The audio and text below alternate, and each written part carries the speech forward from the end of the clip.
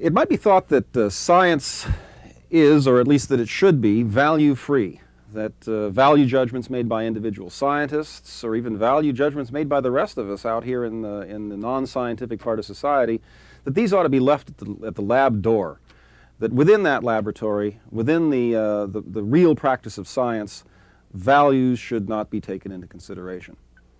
Well, whether this has ever been the case, whether in fact science is value neutral or value free, that's part of what we're going to discuss today. And the other part is whether science even could be value free, no matter how hard we might try. One thing I didn't emphasize as much as I wanted to when we were speaking about quantum mechanics was the specific issue that was about the observer and the observed, and how that distinction, that line, kind of gets fuzzy at the quantum level in almost a very literal kind of way. I mean, the basic issue here is distinguishing between the piece of experimental equipment or whatever it is that you're doing the measuring with, distinguishing that from the thing being measured. It's very difficult to do at the quantum level. I mean, usually if you've got an instrument at a macroscopic level with a very, very fine tip, you can kind of poke something around and imagine that you're not necessarily disturbing the experiment all that much, or you put a ruler next to something and measure it, or some very fine measuring device, put it next to the thing you're measuring it, and you can do that without interfering with it. But at the quantum level, there's no such thing. There's no such thing as being able to measure anything without interacting with it in a fairly massive way relative to the size of the thing being measured. So one of the things that Bohr observes is that how you actually define the experiment by, in other words, figuring out where it is that you're going to say the experiment leaves off and your measuring instrument begins, is kind of up to you at that level. It depends. You have to decide what system is it. I mean, you define the system that you're looking at that level. Objectivity, if it means at an intuitive level the ability to sort of stand off, stand back, not interfere with the thing you're looking at, is literally impossible at the quantum level. If that's what objectivity means, you can't have it at the quantum level. You, the subject, the experimenter, the scientist, have to involve yourself with the thing you're examining in order to examine it. That's what an examination, an observation, or a measurement is. It is an interaction. And it's not very important at the macroscopic level, at least not for physics. It's important, as we mentioned last week and before, we mentioned it's important in anthropology and in the social sciences. There too, you can't do any of the sorts of things you need to do to get to know the object of your study without interacting with it in some kind of way. It has always seemed that physics could avoid this, but at the quantum level it can't. It can't avoid it. In order to observe, you interact. an observation is a type of interaction, a kind of interference with the thing being looked at. And if you want a particularly vivid model of that, again, is just imagine trying to look at, do any sort of normal observation of something as small as an electron. Imagine looking at an electron. It's something you literally can't do, because in order to look at it, you would need to bounce light off of it, and light, photons, are about the size of an electron. So you would just bash it out of the picture if you shined a light on it. So those are some of the intuitive, non-mathematical ways of looking at the observer-observed problem in quantum mechanics. And as I mentioned, that raises one of several problems of objectivity that are of interest in science. I mean, this first one is kind of it has nothing to do with values. The one we've been discussing up to now involves strict objectivity, the idea of being able to separate the observer from the thing being observed, to stand back and look at it without interfering with it. That kind of objectivity is impossible. It's impossible not only in the social sciences, but we now know it's impossible in physics as well, if what you're looking at is the most basic structure, the most basic part of reality. Now again, that's an important matter too. The quantum domain, this quantum theory we've been talking about, is not a theory about some far-off alien kind of thing in some other galaxy. This is what we find out to be the truth, these things that we were talking about concerning not just the original quantum theory and Bohr's interpretation of it, but also through Bell's theorem. We find that these are the truths about this stuff, ourselves and the stuff that we live with. The very most basic truths about matter, the most basic truths about our world, the world we live in, involve a fundamental indeterminacy, a mathematical theory that not only can't tell you what the simultaneous position and momentum of a particle are, but which suggests that it can't have that. These are fundamental truths not about some alien corner of the universe, but about our universe, here, the universe we live in. And it's the basic structure of ourselves and that universe that's at stake here. But that's one objectivity problem. Now, the ones that I want to move on to today are questions that in one way or another involve value judgment. And the ways, because there's several more or less independent ways in which I want to suggest to you that value judgments do, even must, enter into the practice of science. It's an important issue because another part of the more or less traditional view of the sciences is that they are value-free. Again, that's another aspect of the claim that science is objective. No values enter in. I want to talk to you about different ways in which aesthetic values, ethical values, and just sort of practical value judgments, all different kinds of judgments, enter into the necessary procedures of science. The first one that I want to talk about is the one that's discussed by Richard Rudner. And that Rudner raises issues that we raised when we spoke about verificationism for the first time. I mean, we talked about them again in falsificationism. We've talked about them on many occasions since then. But he talks about the fact that when theories are brought to the test, they almost inevitably cannot be confirmed 100%. That confirmation is at best a matter of degree. You have an hypothesis, a theory, you test it, and you test it again, you test it many times, you test it under varying circumstances, you get other people to test it, people who have different theories, you hope, than yourself. You try and get intersubjective validation of the experiments. And as you compile data, you're never going to get a guarantee of your theory. The most you can hope for And you'll remember Popper didn't like any of this stuff. He didn't like any of this idea of trying to confirm theories. But forget Popper for the moment. The most you can hope for is that your theory will be confirmed to some degree or another. And you will then accept your theory in some way or another when that confirmation reaches a certain level. And there's the business about accepting theories or accepting hypotheses is a little bit tricky as well.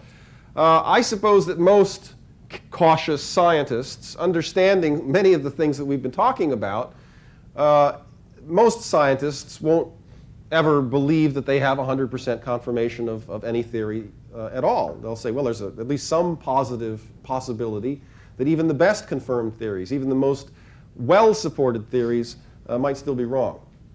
And so there's some sense in which total acceptance is never given to hypotheses and theories, especially by scientists who understand the history of physics. The history of physics is replete with example after example after example of theories that have lasted for a long time, have been wonderfully successful, but eventually have been replaced by better ones.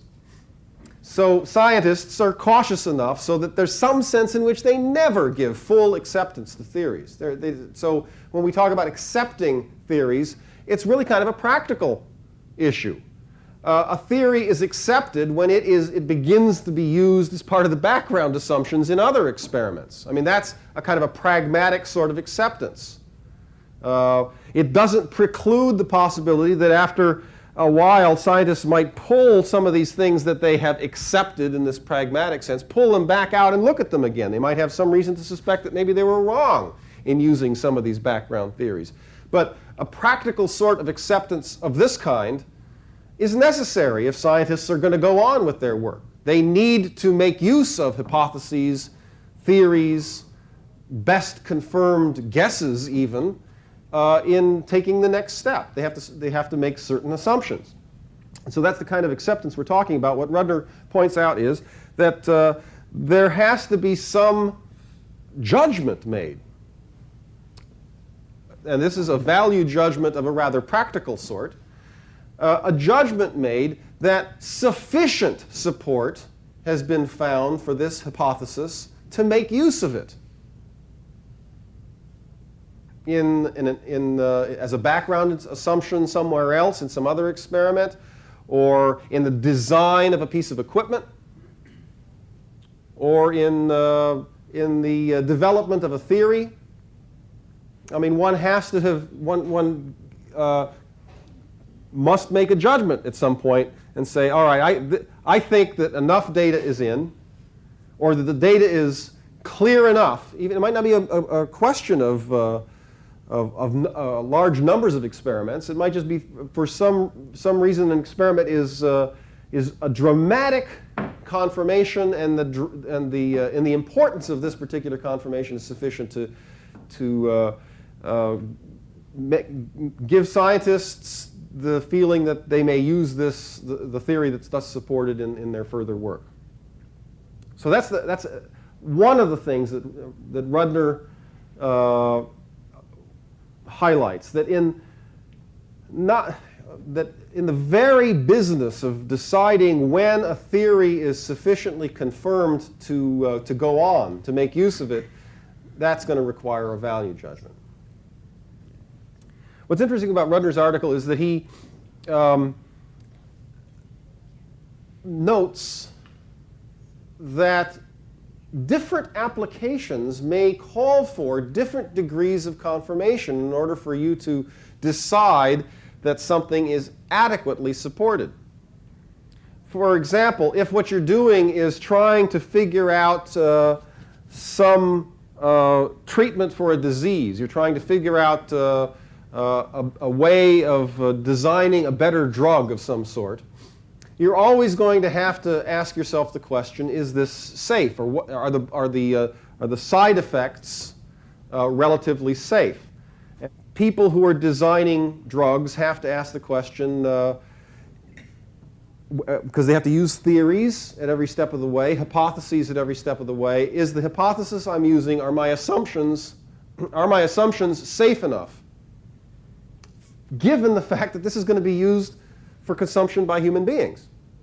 You might require a great deal more in the way of confirmation. You may require that the probability of the laws that you're using, or that the probability that you have an adequate explanation of the phenomenon you're working with, you may require that that probability be higher if you're going to use particular laws, particular hypotheses, particular theories in experiments that involve things that human beings are going to consume than you would if, for example, you were merely designing a machine that was not to be that would not, risk human injury quite so much. Depending on what the stakes are, the value judgment that you're making as to whether you have enough data to make a certain guess about a result or a certain hypothesis, that value judgment about do I have enough data, do I have enough support, that judgment is not only a practical value judgment, but here is kind of an ethical judgment. Ethical judgments go into it. Namely, I should be much more careful in drawing these conclusions. Should be much more reticent to accept a conclusion. I should require a great deal more corroboration if I'm dealing with human subjects, if I'm dealing with things that are to be consumed by human beings. And that would be an ethical consideration, right? You should be careful not to harm people. That's an ethical statement if there ever was one.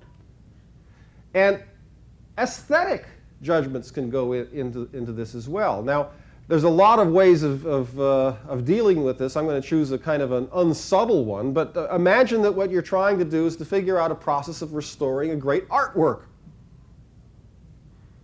If you're making hypotheses about the effects that certain things will have, you might, for aesthetic reasons now, be far less picky about how well your hypotheses are confirmed if what you're working with is just something that you've scraped together yourself instead of the Mona Lisa.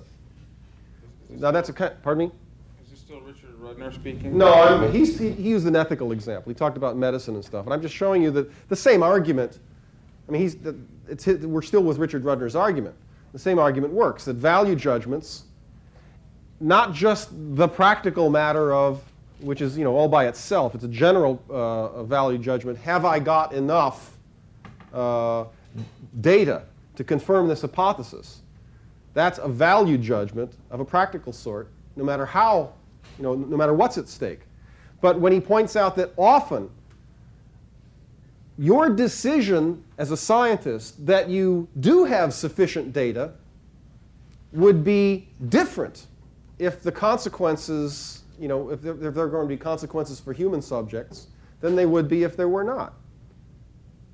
Your decision to say, I do have enough data to make this presumption, that judgment has an ethical, or often has an ethical judgment embedded in it, buried in it.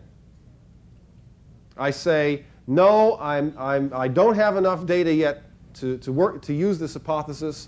You might very well say that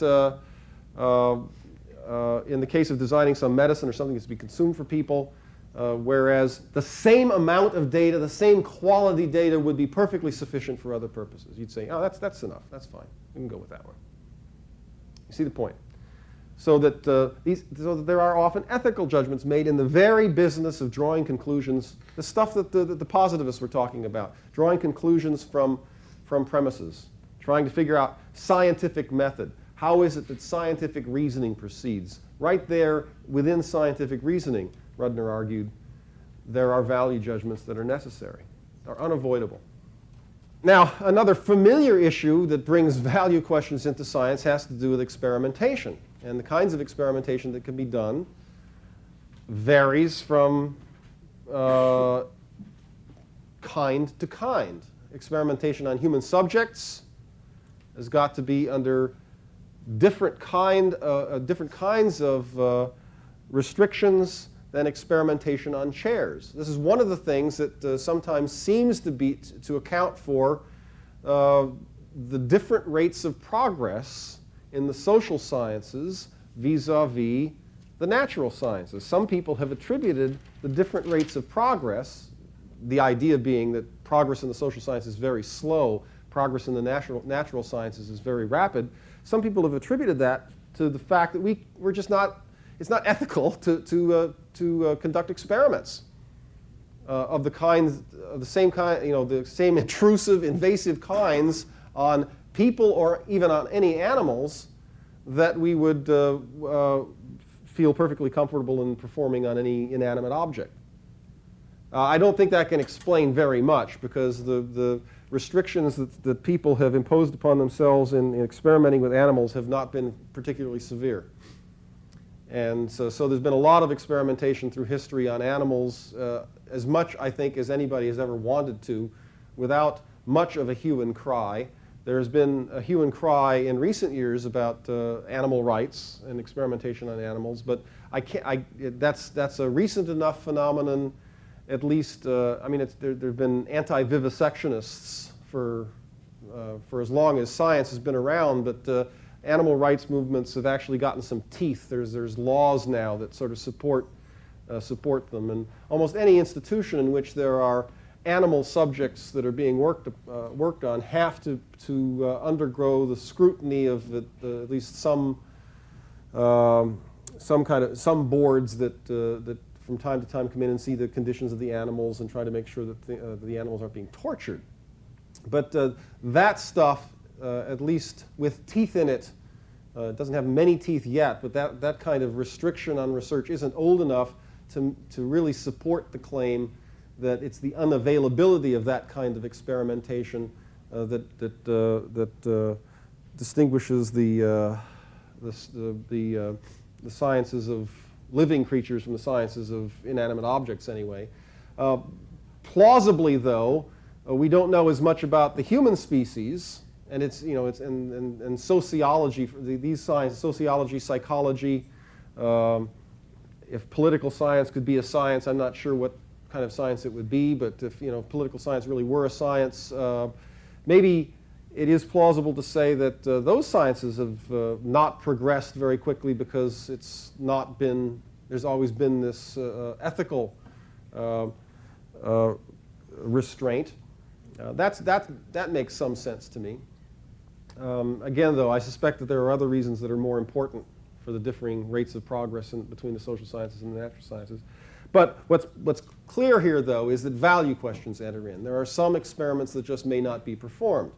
And again, even if we're talking about chemistry, especially if we're talking about the chemistry of substances that human beings will consume, we need to be worried about value issues. Again, at the research level, certain experiments might just be too dangerous to be performed. And so value questions have entered in to the practice of science, even in laboratories that aren't working in any in medicines or things like that. They're just performing experiments on radiation, for example. There's a lot of concern about what horrible creatures might be designed in biotechnology, and they might escape into the outer world. There was a lot of concern in Cambridge, Massachusetts about some labs, I guess at Harvard rather than at MIT. I think it was Harvard labs that were being objected to, but there were a lot of complaints about from some members of the community about work that was going on there that was experimental. There were hardly enough controls. It was held. They were doing things that were sort of, again, this is all part of the accusations of the concerns. They felt that the experimenters were doing things that they didn't really sufficiently understand. They might actually create some kind of genetic monster. They weren't thinking about big things that would go around like Frankenstein. They were thinking about bacteria that could escape and multiply and get out there, and we would have there would be no natural defenses either on our part, or perhaps it would infect the food supply, and it could get out of hand. If new sorts of creatures were engineered in the laboratory and then allowed to escape. I haven't heard so much about that recently. Hasn't been a lot of cases of this kind in recent years. I guess the practice is becoming more and more accepted. The argument at the time, I thought, against the possibility of such things escaping was a fairly good one. They were using almost exclusively the E. coli bacterium for the experiments, and that was a bacterium that was specifically bred so that it could not exist in circumstances outside the lab. And so that at least with those experiments back then, they were taking what seemed to be adequate precautions to make sure that the feared result wouldn't happen. But questions not only about what experiments can be done, but how experiments may be performed are in this category. Behavioral modification experiments in psychology have been performed for years on prisoners who were, to one degree or another, asked for their consent. Or on psychiatric patients who, through the years, to one degree or another, were asked for their consent. I say to one degree or another because even as recently as the 50s and 60s, the constraints on experimental techniques among psychiatric patients were pretty slim. Not much, if anything, was required in the way of consent. That was just the practice. And the insistence that the psychiatric patients be given the opportunity to reject new experimental techniques hasn't been taken as seriously all the time as it is now. And I'm not sure that it's, I just don't know what the situation in practice is. It's one thing to say that psychiatric patients should be, or someone in their behalf should have to give consent for new treatments. But the particular problems that a psychiatric patient is likely to be facing, like inability to, at least in most people's eyes, inability to deal rationally with the rest of the world, makes it hard to feel that the consent is well-based or rational if you get it, and if you don't get it, that almost seems like all the more reason why you should go in and try and treat, because the person seems not to understand that you might be able to do them good. That's gotten psychiatrists into trouble. There was a case, a leading researcher named Cameron at McGill University was making use of, was experimenting with brainwashing techniques in the hope of actually helping people. This was in part funded by the CIA. I'm not sure that he knew whether it was funded by the CIA. This was back in the 50s. But since then, it's been kind of a cause célèbre, and people have accused him of torturing his patients, only for his narrow intellectual scientific reasons. It seems on close examination he was doing his very best. His concern was to help his patients, and he was trying as hard as he could to help his patients. And the techniques he used were designed to do that. But that was a series of experiments in which little or no effort was made to get the consent of the subjects. In prison, often prisoners are given time off for good behavior if they will participate in an experiment. That's a funny kind of incentive. People are paid to perform, to be subjects in experiments, and that is often regarded as sufficient consent. Whether it is or not is something that I think needs to be carefully considered. I mean, some people can be in a bad enough situation economically that they would do almost anything if you'd give them money. We take prostitution to be an illicit profession. We take the pimp to be one of the worst elements in society, because the pimp does just that, apparently, is persuades women to become prostitutes in exchange for money.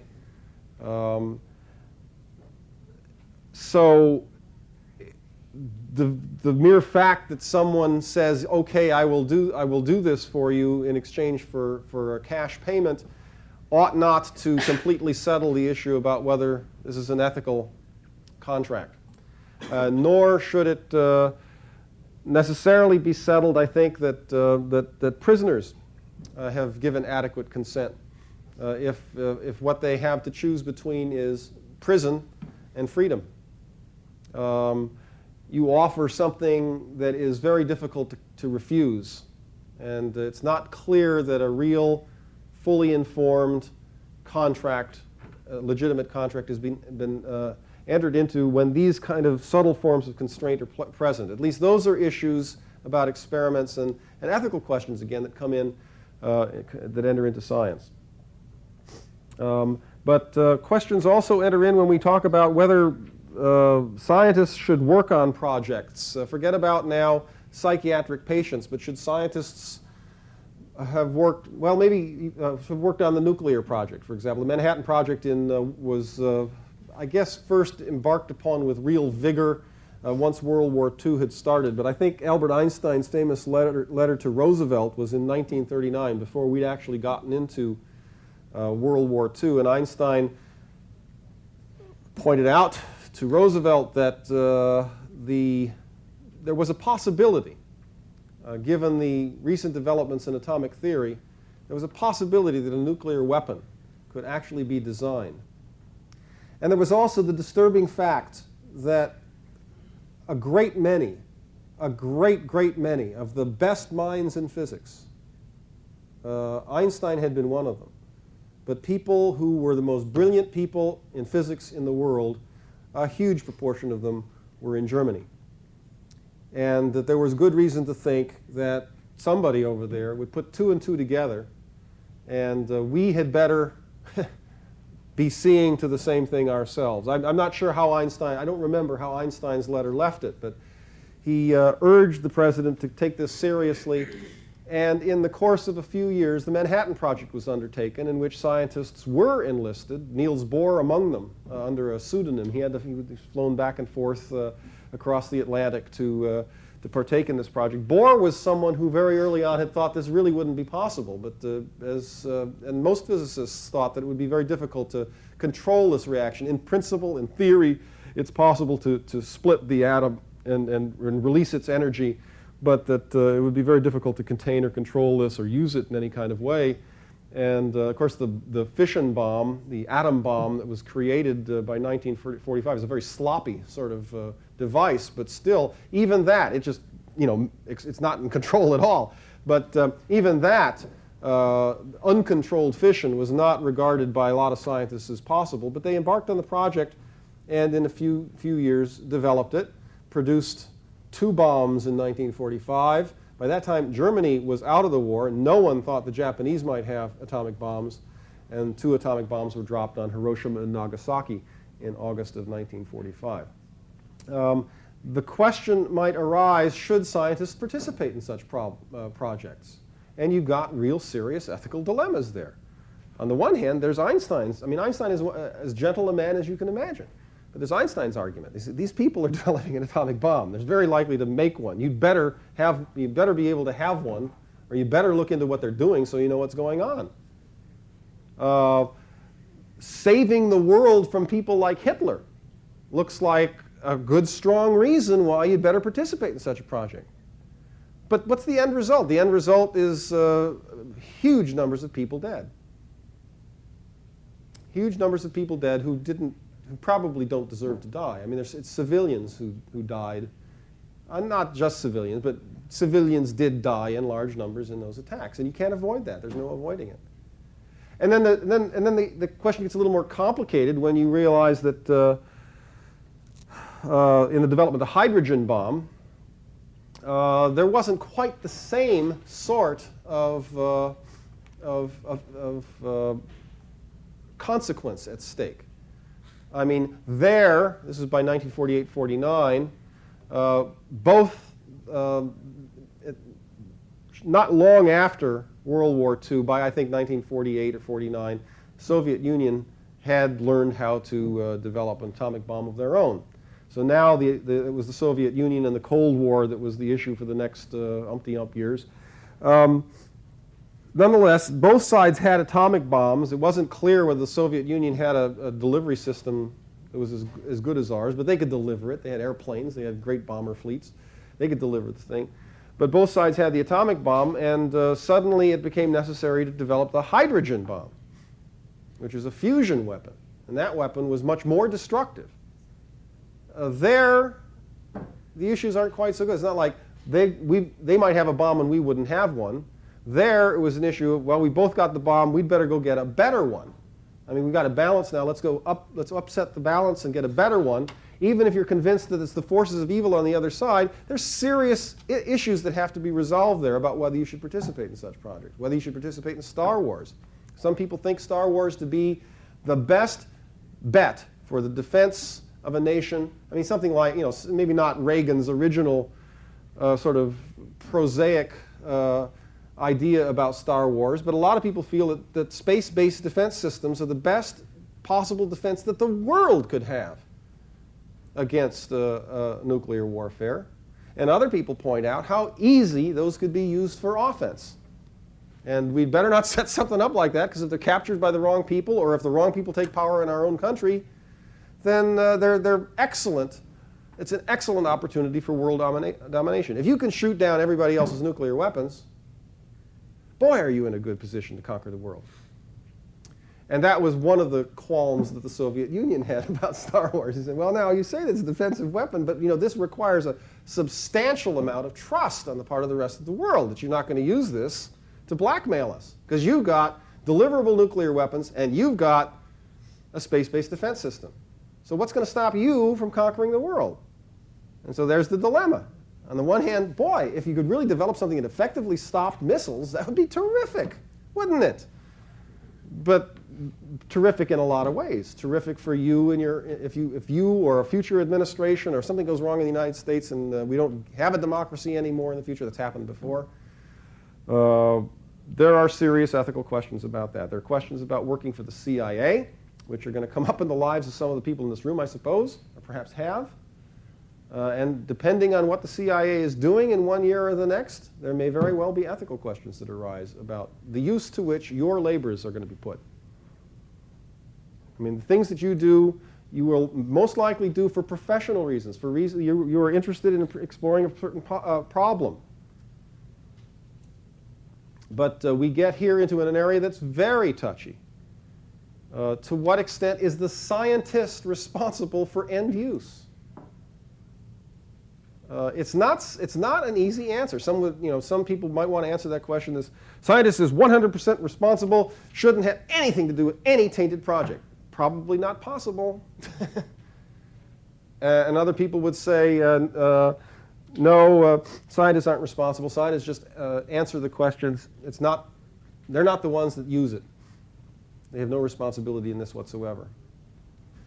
I'm sure, though, that the German scientists who worked on that project, who were working on the real project that there really was to try and build a German nuclear weapon, I'm sure that they had to think about these things. And among them would be people who were extraordinarily patriotic in the German cause. Most of them probably would have been, like most of us, just kind of carried along in something that we really didn't know much about.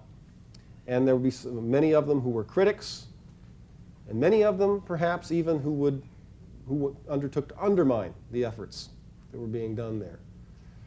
Those are very difficult decisions to make when you're in the midst of them. But it's plain that they're value decisions. Now, at a more less dramatic and more everyday level, I want you to think of other ways in which value judgments enter into science. For one thing, when we spoke about Kuhn's critique of the whole positivist approach, the positivist approach had made science seem very, very logical, dependent upon observation, dependent upon using either verification as a method or falsification as a method. But let's say for the positivists, understanding science meant understanding the relationship of a theory to observation, or and understanding a certain logical relationship between those things. And what Kuhn had argued was theory acceptance, when science is really faced with alternatives that it has to choose from, like between classical Newtonian theory and Einsteinian relativity theory, that when it's forced to go one way or the other, the data and the logic don't say enough to determine which way it will go. The way that's often put is that theory choice is underdetermined by both data and logic. Once you've gathered all the data together, and once you've gotten perfectly logical, that isn't sufficient to decide whether Newton's theory is better or Einstein's theory is better. That's just not enough. You've got to make what Kuhn argued was a value judgment, and what you're evaluating in that particular case is very often which theoretical framework, which conceptual scheme, which paradigm is it that will be likely to be most fruitful in the long run. Or, and I'm not sure whether we emphasize this, but I know we emphasized one thing. For Kuhn, whenever there are competing paradigms, you will have, for each of the competitors, there will be a list of successes, things that it explains quite well, and there will be another list of anomalies. There is never a theory that lacks anomalies. No matter how successful it is, there are always going to be some things that it just doesn't explain. So what is it that settles which theory will win in this conflict? Because sometimes new paradigms come in, but then they're suppressed. It doesn't always happen that every new paradigm gets accepted.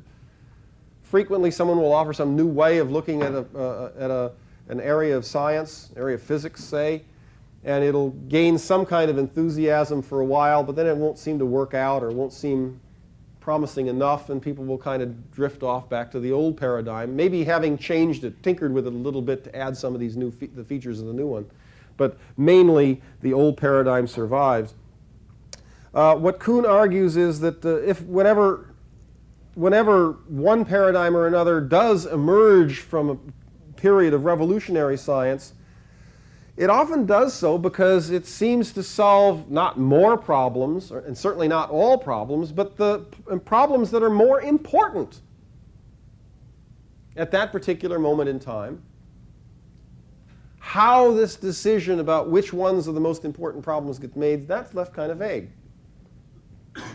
Now, sometimes, I'm sure, problems are deemed important by the community of scientists for reasons that are scientific reasons. They're internal to science. Like maybe these problems have been anomalies for so long, they've been really tough problems, and they've been so difficult to resolve that we simply, lom on to any theory that can solve these things. We've been fiddling with these things for decades or for 100 years, and we've never been able to figure these things out.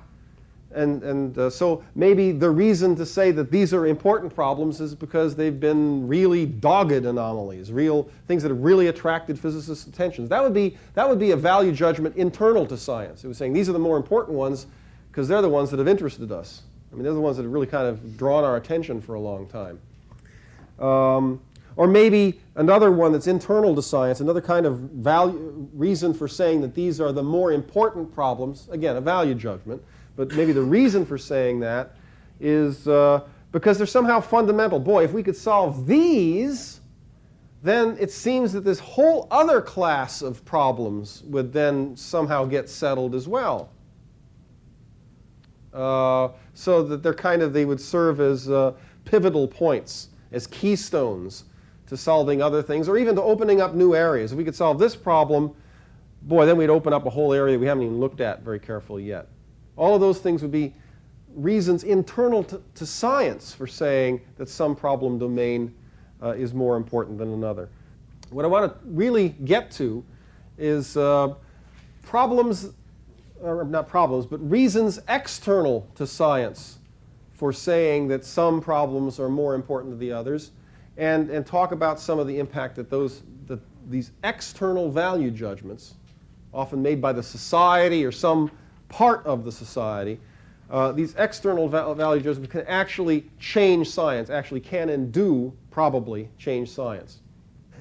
It's seems fairly plain that the reason science goes in certain directions, the reason that certain issues dominate science for long periods of time, has to do with value judgments, judgments of importance, quite external to science.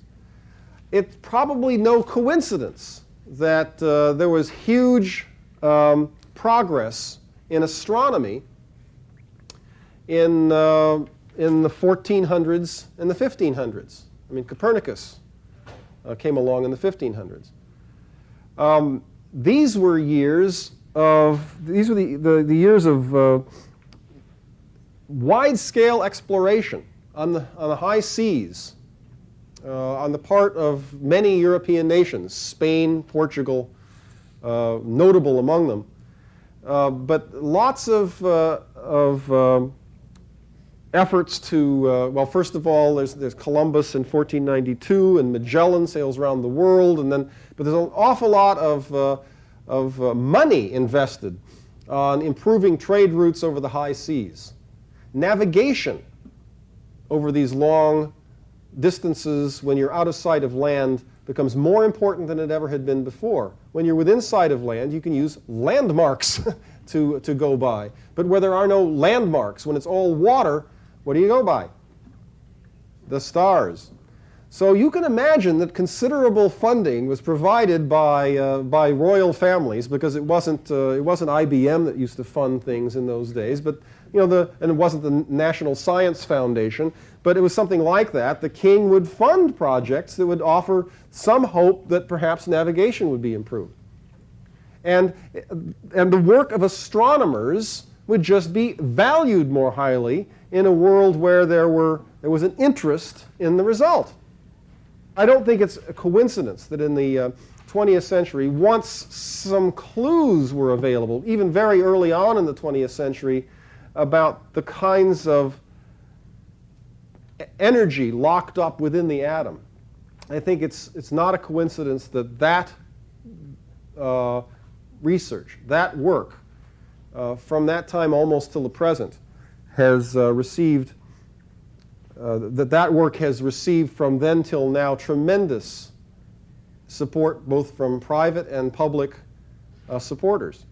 And I think that it's because it gets that kind of support, because governments are interested in energy sources both for making weapons and for producing power, and so is industry interested in these things. When it is prepared to spend dollars in large amounts on even basic research, because of the possibility that these things might be gained or progress might be made toward their attainment, it's not that scientists are greedy and they go say, oh, I'll do anything, just give me the money. It's more like this. This happens real close to home, too. I'll get to real close to home in a second. But what happens is when the money goes into those kinds of projects, then the best machinery, the best instruments, the best laboratories are available to people who are working on those projects. So that means that the people who love their field the most are very likely to gravitate toward those things. That's where you get to do the greatest work. That's where you can really delve deeply into physics or whatever it is. When the government is prepared to throw a lot of money into a project, and is prepared to bring the best minds on Earth together to try and work on that project, that excites not just the patriots, and excites not just those people who want the cash dollars, it excites the people who love physics. They say, I'm going to get to work with the best minds in the world on on a project that is important. And we're going to work together, and we're going to have a free hand. They're going to say, you need something, we'll get it for you. I mean, people who love physics would be inclined to do that sort of thing. The close to home example I'm thinking about is CIA and imaging science. I mean, CIA offers people opportunities to work with state-of-the-art imaging. State-of-the-art. Now, imagine someone who just loves the field. I mean, you don't have to be out for money, and you don't have to be interested in any of even in particular projects that the CIA may use this for. You have the opportunity to work with the best and the brightest and using the best equipment, state-of-the-art stuff. How can you turn it down? It's real tough. It's very difficult to do. I mean, look at biotechnology. There are tremendous resources. Microelectronics is another one. Tremendous resources available, mostly private in these cases. We're not talking about the CIA anymore. We're not talking about the federal government as much as we're talking about private industry, prepared to fund large-scale projects because they pay off. I mean, that's why they're prepared to fund them. But they're prepared to fund large-scale projects in these areas. And they're prepared to pay top dollar for the best scientists, give them stakes in the company, which, by the way, is an ethical issue in its own right, but prepared to give them all kinds of things and allow them to rub shoulders with the best other people in their discipline, do state-of-the-art work. You would be making a big mistake, I think, if you imagined that people go into that only because of dollars and or only because they are loyal followers of some company or another. That isn't necessarily the motivation. The motivation can very well be because that's where the best work, the best opportunities to ply the trade, to be the professional. It's the best place to be. It's the state-of-the-art work. It's very difficult to turn that down when you have that opportunity. Money or no. I mean, there's some of these situations where it's enough to say to people, you're going to be working with these people, and we're going to give you a free hand with any kind of needs you have in the lab. Unfortunately, the salary is going to be low. That'll draw a lot of people. That'll draw people. It really will. It draws especially young people, and for lots of reasons. But it sure looks good on your resume. That's part of it. But again, the sheer excitement of doing. I mean, you have to understand that what motivates a lot of people is just like what motivates you. Other people aren't dissimilar from you. If something's exciting, they like to do it. And if you're lucky, if you're very, very lucky, you can actually earn a living doing something that excites you. That's if you're really, really lucky. But if you are one of those people that do something that excites you and that's the way you make your living, the dollars count, but they don't count. They're not everything. They're not everything. And temptations like these, you get to do the state-of-the-art work if you come work with us, are difficult to turn down.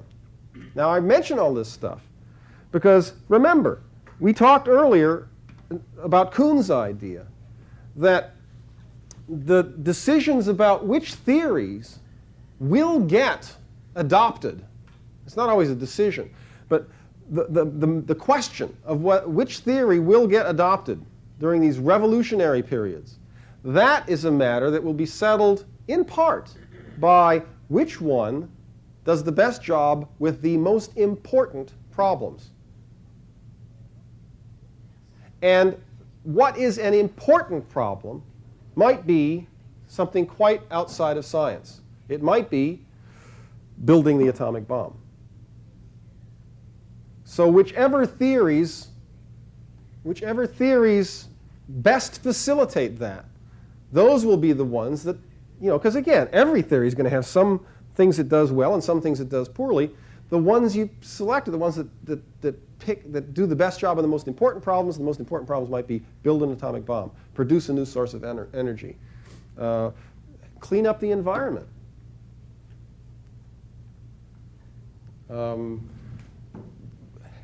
cure AIDS. Now, those are value judgments. Those assessments of which things are important are perfect, paradigmatic cases of value judgments. And they are ones that are not necessarily internal to science. It doesn't seem to be possible for science to remain entirely neutral on all value questions. Scientists at least have to figure out which problems should be researched, which ones are worthy of their efforts. And where research requires funding, where it's expensive and difficult, requiring large and expensive equipment. Scientists need to find support for their work. And it's not likely that they'll pursue much of anything unless it's in someone's interest. So the value neutrality of science, at least that ideal, is not something that's fulfillable in practice. And indeed, it's not clear that it ought to be. Our vision of science may not be the same now as it was when we started this series of discussions. We should sum up what we've learned and examine just what we think of science now.